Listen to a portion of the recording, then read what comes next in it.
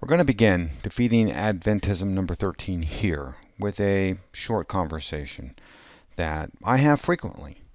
I'll let Adventists know here on YouTube that there are no New Testament verses which command a Christian to observe the Sabbath. And Adventists can respond in all manner of ways, and typically do. But here's one that I get often. They'll say something like this: What? What do you mean? Of course there's command to observe the Sabbath. Well, after all, didn't the Apostle Paul, as was his custom, is usually said, right? That's kind of a reference. Didn't he go into the Sabbath and worship? And what they just quoted. And Adventists typically don't use the Bible, but they'll know that as it was his custom, and that's really a reference to Acts 17:2. So let's look at the Apostle Paul visiting synagogues, because here's what the Adventist thus reasons, and poorly. The Adventist says, well, if you're going into a synagogue, then you're going there to worship, and then that's what it is. That's poor logic and reason. But really what the Adventist is saying, the worship service of a synagogue is no different than the worship service of a Christian church. Try that today, my Adventist friends. But anyway, so really what they are saying here is this. The act of going to a synagogue is to engage in worship, period. That's the Adventist reasoning in mind. Acts 17:2, as was his custom. Paul went to the synagogue. He must have been there to worship. Okay, let's play with that for a little bit. I've been to Mormon wards, Jehovah's Witness Kingdom halls, Christadelphian ecclesias. I've been to Muslim mosques. Well, let's use that Adventist mindset. Because I walk into those, I am this. I am a Jehovah's Witness. I am a Christadelphian. I am a Muslim. Houses of worship that I plan on visiting, I was planning on before this whole virus thing hit, but I was going to go to a Seventh-day Adventist church locally, and I still will. I'm going to go to a Buddhist temple. I've been studying a lot of Sikhism. I'm going to go to a Gurdwara and do that. So I guess I'll be that too. Well, does physically going to a building of worship make you an adherent of that? Of course not. That is just poor reasoning, and it's not supported by the scriptures. Let's look at what the Apostle Paul actually did when he visited synagogues. Here are 7 synagogues, and actually one is not a synagogue account. That's the one you'll see here in Acts 16 at Philippi. But when he attended a worship service. So here's Apostle Paul visited. Here's 7 right here, and there they are on the map.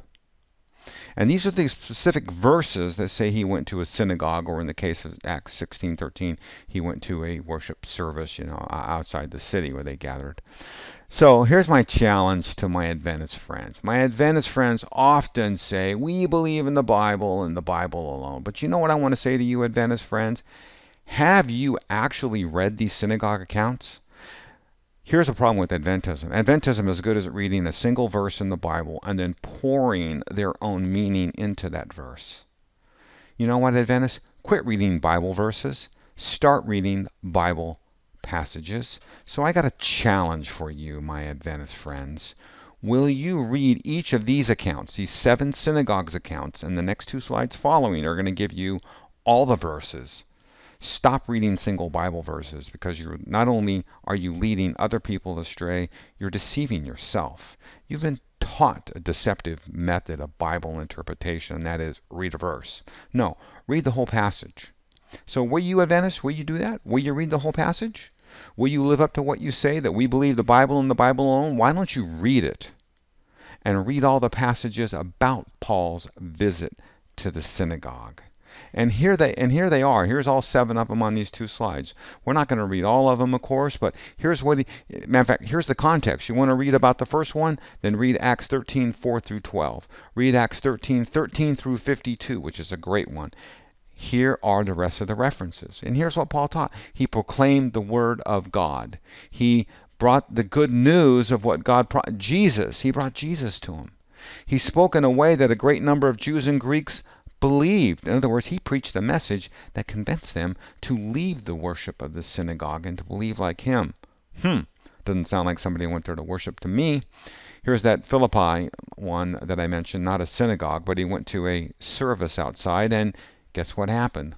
Lydia believed Paul and was baptized. Thessalonica, explaining and proving Christ. In Corinth, at the synagogue, they heard Paul and they believed and were baptized. In other words, they believed his message, not the synagogue message. Ephesus, for 3 months he spoke there with them, reasoning and persuading them about the kingdom of God. The Apostle Paul in the synagogue. Not one single count, and I tell you, Adventists, take my challenge, read the context of the verses. You will not find anywhere where the Apostle Paul went there to worship with the Jews or to observe the Sabbath. Adventists, you say that, but here's what you're doing. You are putting your own meaning into the Word of God. Stop it. It's not there. Quit reading words and meaning into the Bible that's not there. Just read them. Like I said, take my challenge and do it.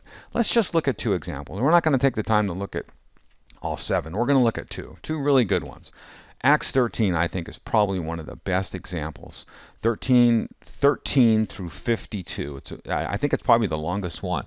This is the best example of the complete message of Christ that Paul is preaching to the Jews in attendance at the synagogue on the Sabbath. Paul he's preaching what they rejected. He's given them a message contrary to what's preached in a synagogue.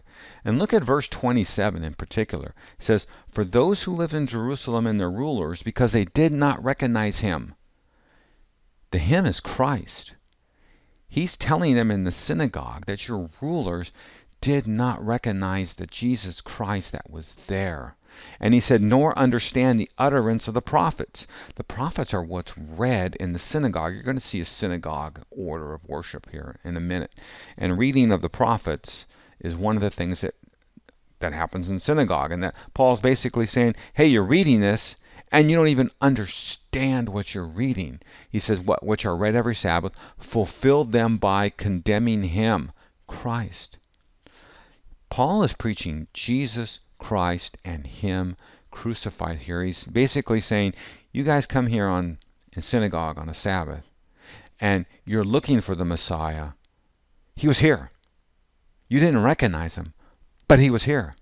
He has fulfilled what the prophets were forecasting, and he's bringing the message of Christ to them. Hardly an account of somebody that's there worshiping. So the Apostle Paul, think about it. He's preaching a message which conflicts and still conflicts with the Jewish belief. Matter of fact, my Seventh-day Adventist friends, if the Apostle Paul went to synagogue and worship, why don't you do that? You go there with your Bible, go there and offer to read Matthew, Mark, Luke, and John in the synagogue and preach Christ. And then when you pick yourself up off the asphalt and pick the gravel out of your elbows and knees, then you'll realize that, no, that's not what is preached in a synagogue. The synagogue is the Torah, the prophets. It is not what Christians call the New Testament. This account in Acts 18, where Paul is in the synagogue in Corinth, is fantastic. Look at this, 18, 12, and 13. When Gallio, proconsul, in other words, this guy was put in by Rome, was put in charge of this area here. The Jews made a united attack on Paul and brought him before the tribunal, saying, this man is persuading people to worship God contrary to the law. Wait a second. I thought the Apostle Paul went there to observe the Sabbath. I thought he went there to worship. What's he doing? He's persuading people to worship contrary according to the law. That's because he's bringing Jesus Christ and him crucified. He's not there observing the Sabbath. He's preaching Jesus Christ. Does this synagogue visit really sound like someone who's there to just hold hands with his Jewish brethren in Adam, his Jewish brethren, and worship? No. They call them out for preaching a message that's not supposed to be preached in a synagogue. And you know why? Because the Apostle Paul had a synagogue ministry. That's what he was doing when he's traveling around the synagogues. He's preaching Christ and him crucified. So my Adventist friends, Here it is. The Bible here alone refutes what Seventh-day Adventism has created out of whole cloth, and that is the Apostle Paul went there to worship on Sabbath. Read the accounts. Stop quoting single verses. But let's take it a step further. Let's look at what was first century worship in a synagogue. What did it look like? You know what? It still looks a lot the same way today. Here's what happens. Here's the order of service in a synagogue. One, they got introductions and blessings. Then they read some devotional psalms. Then they'll repeat the Shema. And it's usually it's Deuteronomy 6:4. It's changed a little over time, but oh, hear our Israel, the Lord our God is one. They do that. Then they read the Torah, and then they have a prayer. Synagogue worship doesn't include Jesus Christ or anything in our New Testament. Did you see what was done here in the synagogue order of worship? Where's Christ in this? He's not. They're still looking for Christ. They didn't realize that he had come, like we saw in Acts 18. So nothing in the Jewish order of service is about Jesus Christ.